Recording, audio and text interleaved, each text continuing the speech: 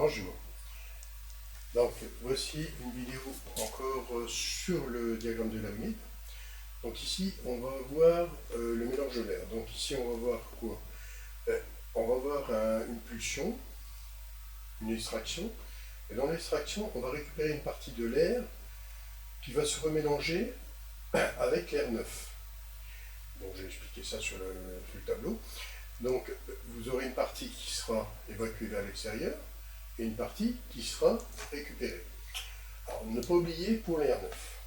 Pour l'air neuf, on doit suivre une règle. On doit rentrer pour l'air neuf un minimum de 30 mètres cubes par heure par personne. C'est un renouvellement d'air obligatoire. Donc ça veut dire quoi? On doit savoir le nombre de personnes qu'il y a dedans. Donc si c'est un plateau paysager et puis que vous ne savez pas dire combien de personnes il y aura, vous faites la surface du plateau et vous divisez par 10. Donc la surface en mètres carrés, vous divisez par 10 et vous comptez 10 mètres carrés par personne. Ça vous donnera une idée déjà en dégrossi du nombre de mètres cubes d'air neuf que vous devez avoir par plateau. Voilà comment on fait. Pourquoi 10 mètres carrés? 10 mètres carrés, c'est simple. Vous avez les mètres carrés donc, de votre surface, et une personne va prendre 10 mètres carrés. Pourquoi 10 mètres carrés? Tout simplement, 10 mètres carrés multiplié par la hauteur, donc on va considérer 3 mètres de hauteur, mais ça nous fait 30 mètres cubes. Voilà, tout simplement. Donc comme ça, c'est un renouvellement d'air complet par personne. Voilà. Donc, bien sûr, ça paraît énorme, mais c'est obligatoire. Et cet air-là, devra rentrer en air neuf. Ce qui veut dire que votre registre d'air neuf ne pourra jamais être fermé. Il sera toujours un peu ouvert pour amener ces 30 mètres cubes heure par personne. Par contre, l'extraction, elle pourrait être complètement... l'extraction peut être ouverte complètement et la reprise fermée. Ça, on prend tout air neuf. Ça, c'est pas impossible. Mais on va essayer de faire des économies, on prendra un maximum d'air repris, toujours en gardant notre règle des 30 mètres cubes par heure par personne.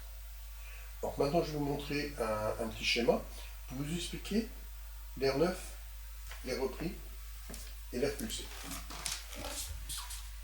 Donc, ici, j'ai mon air repris. Ici, j'ai mon air pulsé. Ici, j'ai mon air neuf. Et j'ai mon air extrait. Donc là, l'air extrait, entre parenthèses, l'air vicié. Si on veut l'entendre comme ça. Donc comment on va faire ça? Donc ici, l'air repris arrive ici, est divisé, elle va partir par là, grâce au registre qui est ici. Donc un registre ou un clapet, comme vous l'entendez. Là, ici, il y a de nouveau un registre, un clapet. Et ici, de nouveau un registre, un clapet. Donc ça nous fait 3 registres qui sont commandés plus ou moins ensemble. Ces deux-là sont plus ou moins, quand celui-ci va s'ouvrir, celui-ci va commencer à se fermer, jusqu'à un minimum. Je rappelle toujours ces 30 mètres cubes. Ici, celui-ci va être à l'inverse de celui-là. Quand celui-ci va s'ouvrir, celui-ci va un peu se fermer, et vice-versa. Et par rapport à celui-ci aussi. Donc, qu'est-ce que ça veut dire? L'air arrive ici. Elle arrive ici, une partie, et elle arrive ici. Ici, cette partie qui est là, ça s'appelle quoi? La boîte de mélange. Donc la boîte de mélange, elle va avoir quoi? Elle va avoir l'air de reprise et l'air neuf qui arrive ici. Donc c'est la boîte où on va mélanger l'air repris, l'air neuf. Et l'air qu'on n'a pas repris, elle va être évacué. Alors, on va dire entre parenthèses que cet air-là qui est rejeté est plus ou moins la même reprise ici. Mais en général, on reprend un tout petit peu plus que ce qu'on rejette, pour avoir une petite surpression ici, pour ne pas avoir des infiltrations d'air qui viennent de l'extérieur. Si on a une dépression dans cette pièce que l'on climatise, qu'est-ce qui va se passer? S'il y a une fenêtre qui est ici, l'air va rentrer par la fenêtre ou par les portes, pour compenser, ramener la même pression qu'il y a autour ici. Donc si on a une surpression, c'est cet air-là qui va sortir, et non l'air extérieur qui va rentrer. N'oubliez pas, bon ici j'ai pas dessiné des batteries, on les verra ici ces batteries par la suite. Mais ici, vous avez toutes les batteries et les filtres qui sont ici. Donc c'est de l'air qui est traité, qui est pulsé. Donc ici, c'est pas la peine d'en faire entrer de la Vichy qui n'est pas traitée. C'est pour ça qu'on fait ça.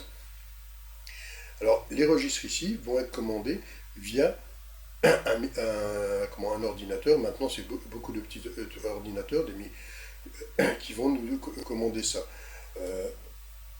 Ça va être commandé en fonction de quoi? En fonction des températures d'air neuf, en fonction des températures de reprise et d'air pulsé. Mais ça va chercher à faire quoi? À nous faire faire des économies. Pourquoi? Parce que nous, on cherche à faire des économies d'énergie. Et c'est notre but maintenant à l'heure actuelle. Donc c'est pour ça qu'on aura ça. Alors maintenant, ce qu'on va faire, on va dessiner sur ce diagramme ici. Pourquoi? Parce que j'ai mon air neuf, j'ai mon air repris et mon air pulsé. Mais maintenant, mon air repris et mon air neuf vont se retrouver dans le boîte de mélange. Et moi, la température qui est ici, je voudrais bien la connaître. Alors, il y a une astuce pour arriver à connaître cette température grâce au diagramme. Parce qu'on va mélanger deux airs et on devra déterminer sa température. Okay? Donc, je vais l'expliquer tout doucement. Alors, ici, j'ai mis les températures R9, moins 10, 85%. Donc, R9, moins 10, 85%. Air repris, ici, 20 degrés, 60%. Air repris, 20 degrés, 60%. Air pulsé, 26 degrés, 50%. Ici, 20 degrés, 50%. Donc ici, qu'est-ce qu'on va faire? On va, grâce aux trois paramètres qui sont ici, arriver à dessiner notre cycle ici. On va déjà faire le mélange, et par la suite, on fera la partie pour savoir la pulsion ici, comment c'est tracé, les puissances. Donc, maintenant, j'ai déterminé quoi? J'ai déterminé un débit, parce que pour tracer sur le diagramme qui est ici, je devrais avoir un débit. Alors maintenant, vous voyez, j'ai tracé la température ici de reprise d'air, ici la température d'air neuf. Donc, température d'air neuf, température de reprise, qui va se retrouver ici, reprise, air neuf, pour avoir cette température qui est ici. On la voit ici, 20 degrés 60%, 20 degrés 60%, moins 10, 85, moins 10, 85. Je trace un trait d'un bout à l'autre, et ce trait qui est ici, je l'ai reporté ici. Alors ce trait, je l'ai reporté ici pour vous donner l'explication plus facilement. Donc ici, qu'est-ce que j'ai?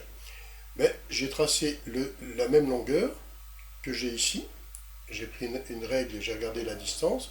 Ça me faisait 141 mm. 141 mm, ça représente quoi? Ça représente l'air d'ici plus l'air d'ici. Et ça, c'est cette longueur-là, ça veut dire 100%. 100% d'air qui va être pulsé ici, parce que ça représente les 100%, c'est ça plus ça. Donc quand on va désigner un pourcentage. Donc là, j'ai une pulsion de 10 000 m3 qui me représente 100% d'air. Ici, je vais avoir une partie d'air qui va être ici, une partie d'air qui va être ici. Ici, j'ai 6 000 m3. Ici, j'ai 4 000 m3. Donc de reprise. R9, 6 000. Donc ça, je vais le reporter sur mon trait qui est ici et sur mon diagramme par la suite. Alors, comment je fais? 141 mm, c'est la longueur que j'ai de là à là. 141 mm divisé par 100 puisque c'est 100%. Pour avoir 1%, j'ai 1,41 mm qui représente 1% de l'air. Maintenant, les 10 000 m3 heure qui représentent les 100%, pareil qu'ici, eux, vous les ramenez à 1%, ça fait 10 000 divisé par 100, ça fait 100 m3 heure égale 1%. Donc j'ai 1% égale 100 m3 heure. Que j'ai pris les 10 000 divisé par 100 et j'ai obtenu quoi? 100. Les 100 m3 heure que j'ai ici, je vais déterminer les pourcentages qu'il y a dans les 6 000. Donc ici, l'air neuf, je dis tiens, combien il y a de pourcentage ici? Je prends les 6 000, je les divise par 100. Et j'obtiens quoi? J'obtiens 60% ici. Je fais pareil pour les 4 000, quand j'ai la possibilité d'avoir les deux chiffres. 4 000 divisé par 100, j'ai 40%. Donc j'ai bien 60 et 40, j'ai bien mes 100% qui sont ici. Maintenant, je vais déterminer la longueur de mes traits qui sont ici. Alors, je vais expliquer après comment j'ai tracé ici. 1,41 mm, c'était 1%. On l'a vu ici. Je multiplie par 60%, puisque j'ai obtenu 60% pour l'R9. Ça fait 84,6 mm. Les 1,41 mm ici aussi, je multiplie par 40%, j'obtiens 56,4 mm. Quand j'additionne les deux, 84,6 et 56,4, j'obtiens bien mes 141 mm que j'avais ici. Donc ça plus ça égale ça. Alors maintenant, comment je vais tracer? Alors, on sait que l'R9 c'est ici. L'air repris est ici. On voit les températures qui sont ici. Si je prends de l'R9, plus je prends d'R9, plus je vais refroidir. Donc vous voyez, je vais partir par là, puisque les températures vont de la plus haute vers la plus basse ici, et de la plus basse vers la plus haute par ici. Donc, mon R9, contrairement à ce qu'on pourrait penser, je vais la tracer de là à là, et non de là à là. Pourquoi? Parce que plus j'ai d'R9, plus je vais être refroidi, donc mon trait va être de plus en plus bas. Ça veut dire quoi? Que mon R9 sera prioritaire par rapport à l'air repris qui est plus chaude. Donc l'air repris va par là et l'air 9 va par là. Donc ça veut dire quoi? Je vais tracer l'air 9 ici et l'air repris par là. Ce que j'ai fait ici, les 84,6 qui sont ici, je les ai tracés de là à là et les 56 de là à là. Donc ça représente quoi? Mon air 9, les 60%, et ça, c'est mon air repris. Donc l'air repris est de là à là. Donc si vous avez plus d'air repris que d'air 9, vous aurez votre trait par exemple ici. C'est un exemple. Hein. Okay, donc il faut bien vous mettre en tête que ça c'est bien l'air repris, ça c'est l'air 9, mais quand on trace à partir l'air 9 à partir de là vers là, et l'air repris de là vers là. Donc c'est une chose qui est très importante à bien retenir. Hein. Donc maintenant qu'est-ce que je vais faire? Je vais tracer pour déterminer ma température et mon humidité sur mon diagramme. Donc ça je ne l'ai pas encore fait, je vais le faire devant vous, comme ça vous verrez. Donc ici je vois 84,6 ici. Donc 84,6, je prends ma règle ici, je la mets ici. 84,6. 84,6, ça me fait plus ou moins ici. Qu'est-ce que j'ai? Bon, c'est vrai que ici mon trait il arrive à saturation. Hein. Mais on verra, on doit rectifier le truc. Si par exemple vous tracez ces deux traits-là et que vous avez le malheur de tomber en dehors de là, vous faites de façon à ce que vous rajoutez un des deux pour qu'on ait toujours nos 30 mètres cubes heure par personne par heure, mais vous vous rapprochez la grille par là. Donc vous allez jouer avec le registre de façon à pouvoir ramener ici. Ça c'est ce qu'il faudra faire par la suite. Bon, ici qu'est-ce qu'on a? On voit que la température d'ici, c'est combien? On a 1, 2 degrés, on va dire avec 95%. 2 degrés, 95% d'humidité relative. C'est ce qu'on a ici dans la boîte de mélange. 2 degrés Celsius, 95% d'humidité relative.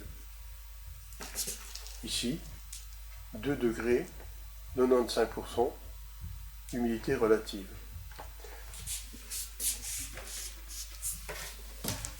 Voilà comment on détermine la température de la boîte de mélange.